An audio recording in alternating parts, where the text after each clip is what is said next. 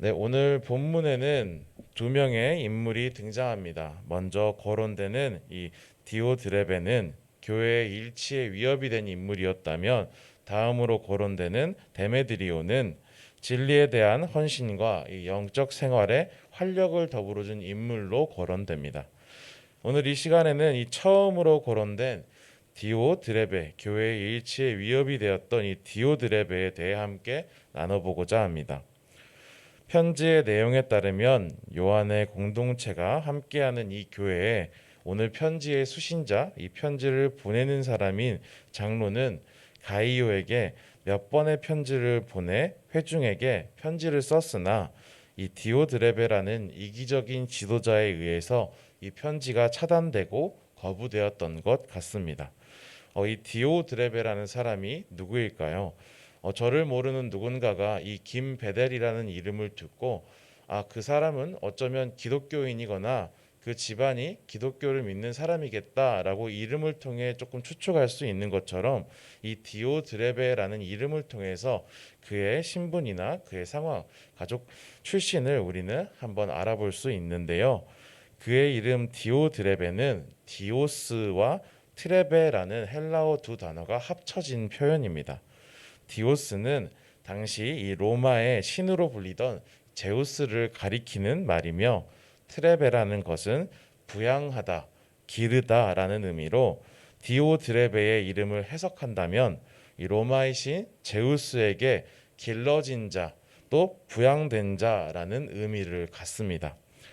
이 이름이 우리에게 알려주는 사실은 그는 비유대인일 가능성이 높고 혹은 회심하여 후에 하나님을 영접한 자라는 정보를 우리에게 줍니다. 그렇기에 이 초창기 디오드레베의 모습이 어땠을지 우리는 상상해 볼 수 있습니다. 아마도 이 신앙의 초창기 디오드레베의 모습은 참 열심이었던 것 같습니다. 특별한 설명 없이 이 디오드레베라는 인물이 편지에서 쉽게 언급된 것으로 보아 오늘 이 편지를 받는 가이오도 잘 알고 있고, 또 가이오처럼 요한의 영향을 받은 또 다른 지교회의 지도자급으로 성장한 사람이다라는 것을 우리는 유추할 수 있습니다. 비유대인 혹은 이 로마 지배권에 소속된 이방인이었던 그가 어떤 계기로 회심하여 하나님을 영접하였고, 그 믿음과 신앙이 성장하고 성장하여 또 이 요한의 영향을 통해 지교회의 지도자까지 된 사람으로 추측되는 이 디오드레베. 본문에서 이 저자는 지교회의 상황을 간단하게 언급했지만 이 내용 이해를 위해 또 이 디오드레베의 상황을 조금 더 우리가 이해하기 위해 조금 구체적으로 내용을 한번 다시 정리해 보려고 합니다.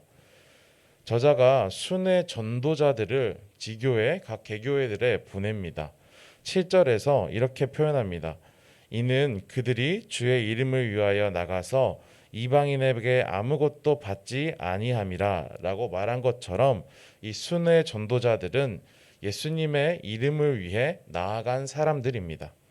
그들에게는 복음을 전하는 것과 함께 이 교회를 어지럽히던 이 거짓 교사들의 가르침을 조심하라고 지교회에 권면하는 임무도 있었습니다. 동시에 순회 전도자들은 어떤 유익이나 사적인 이익을 쫓지 않았기 때문에 복음을 전하는 일에 동참하는 마음으로 저자는 지교회의 협력과 도움을 함께 요청했던 것입니다. 그런데 오늘 본문 이 9절과 10절에서 나타나는 말씀을 통해 지교회의 지도자 중 이 디오드레베가 그들을 받아들이지 않는 사건이 발생했음을 알 수 있습니다.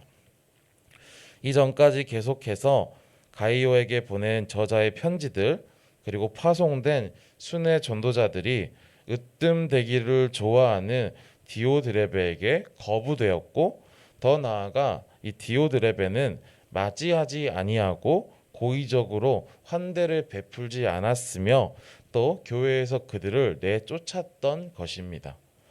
정확히 무슨 이유에서 디오드레베가 이렇게 행동했는지는 우리가 정확히 알 수는 없습니다.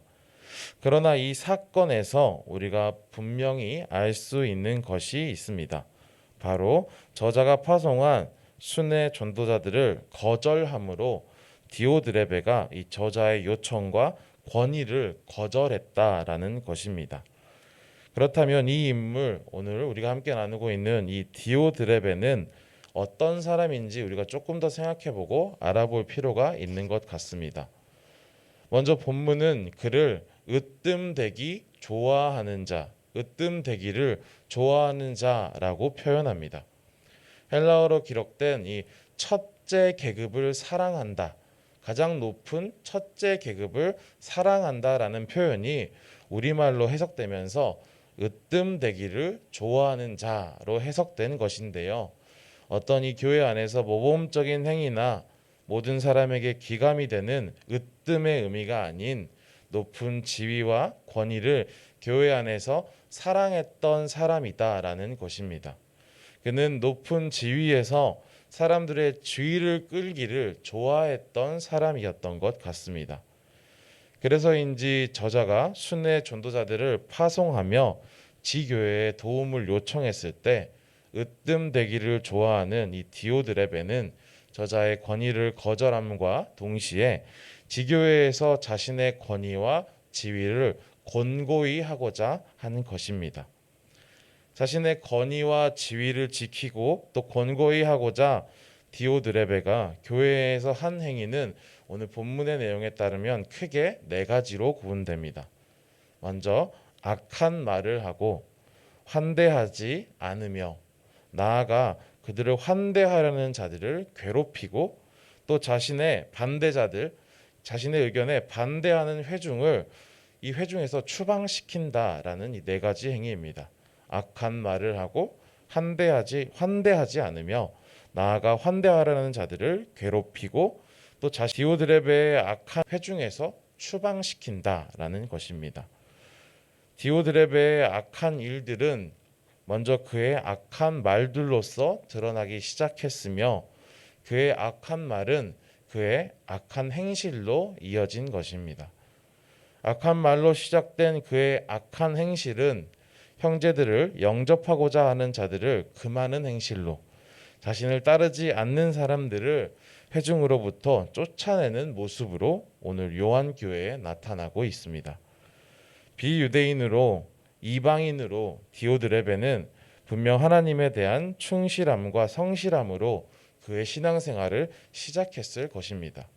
그리고 그런 모습이 분명 요한의 도움을 통해 지교회의 지도자로 거듭나게 했습니다.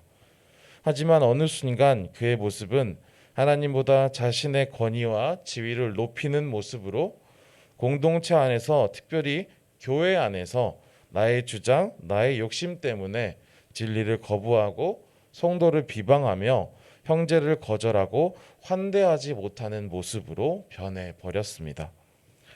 11절부터 편지는 이 디오드레베에서 다시 편지의 수신자인 가이오로 초점이 옮겨집니다. 사랑하는 자여 라는 친밀한 표현을 시작으로 오늘 본문에서 어쩌면 가장 중요한 권면이 시작됩니다. 사랑하는 자여, 악한 것을 본받지 말고 선한 것을 본받으라. 선을 행하는 자는 하나님께 속하고 악을 행하는 자는 하나님을 배웁지 못하였느니라. 오늘은 2022년의 마지막 새벽입니다. 오늘의 본문은 이 시간에 모여 이 하나님의 말씀을 나누는 우리에게 마무리하는 2022년과 또 새롭게 기대하고 소망하며 시작하려는 2023년을 생각하게 하는 것 같습니다. 오늘 저자가 편지를 통해 전하는 이 요한 3서 11절의 권면은 사랑하는 자여, 악한 것을 본받지 말고 선한 것을 본받으라. 선을 행하는 자는 하나님께 속하고 악을 행하는 자는 하나님을 배웁지 못하였느니라 라는 이 권면은 우리가 지나온 시간을 어떻게 되돌아볼 것이며 또 새롭게 시작하는 앞으로의 시간을 어떤 마음으로 나아가야 할지를 다시 한번 생각하게 합니다. 디오드레베의 모습, 오늘 환대하지 못하고 악한 언행과 악한 행실로 교회 안에서 분쟁을 일으켰던 이 디오드레의 모습은 사실 특정 사람에게만 나타나고 특별한 사람에게만 제한돼서 표현되는 특별한 모습이 아닙니다. 누구에게나 나타날 수 있는 모든 사람이 가지고 있는 모두의 연약함입니다.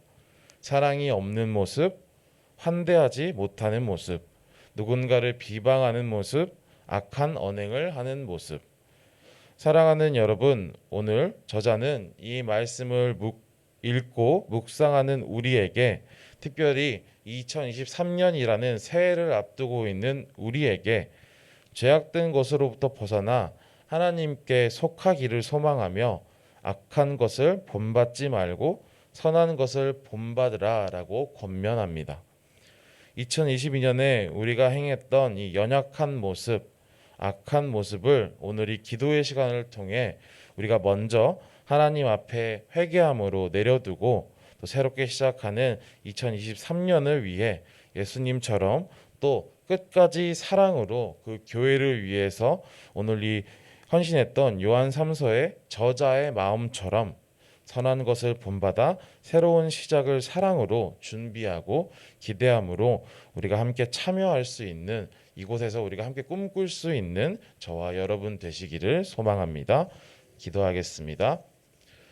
주님, 먼저 오늘 2022년의 마지막 새벽 기도에 우리가 함께 나와 말씀을 묵상하고 나누며 또 기도하게 하신 인도하심에 감사드립니다. 이 자리에 나아오며 주님께 드리는 우리의 간절한 기도 가운데 주님 함께하여 주셔서 위로가 필요한 자에게는 더한 위로의 은혜로, 어려운 상황 가운데 주님의 도우심이 필요한 자에게는 더한 능력으로, 믿음이 필요한 자에게는 주님 더한 믿음으로 응답되어지는 시간 되게 우리의 기도를 받아주시옵소서. 주님, 오늘의 말씀을 기억합니다.